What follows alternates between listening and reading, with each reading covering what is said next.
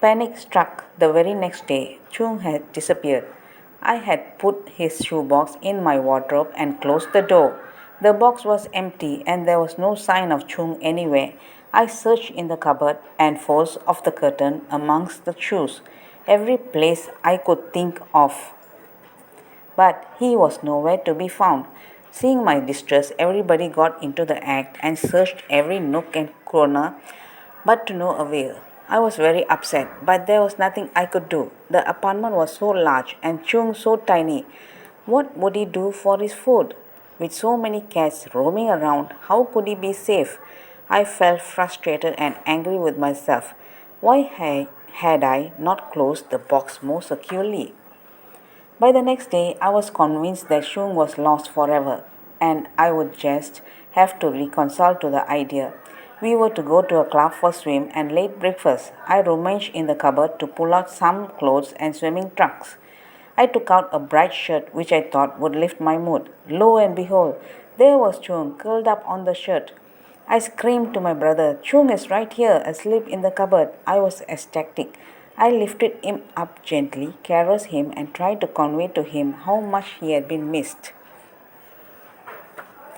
So life fell back to its old pattern. I became very compliant as every time I came home I found Choogh in some part of the cupboard. The tree next to the house was flourishing and its branches almost touched the windows. Some of the branches had berry-like fruit. Squirrels could be seen climbing up and down. Their sounds could be heard all over the house. A variety of birds feasted on the berries. One day I went for my swim after placing Choogh in the cupboard. On return, I found the shoebox empty. Again he has climbed out and hidden himself in the clothes, I thought, and picked each garment carefully, expecting to find Choogh snoring in the folds. Soon I came to the bottom of the pile and Choogh was nowhere. He has found a new hiding place, I thought, and searched more vigorously and systematically. By now, I was getting a bit anxious and alarmed enough to enlist the help of my brother. Together, we scoured the cupboard, the room, and the whole house, but alas, met with failure.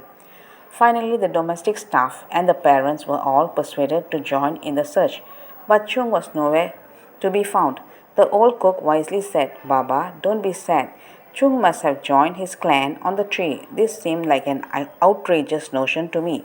I could not cope with the idea of losing Choogh, but could not find him either. Slowly the days passed by, and each day I kept hoping that Choogh would return. At last we had to return to Delhi, and still no sign of Choogh. Then a thought struck me. Perhaps the cook was right. Perhaps Choogh had been lured away by all that scurrying and chirping up on the tree. And I began to wonder if Choogh was after all really a she and not a he. There was surely a lot more activity on the tree, more running and chasing up and down the branches. I realized that the squirrel clan in the tree would have welcomed Choogh. I missed our time together, but Choogh was home. That's all, folks.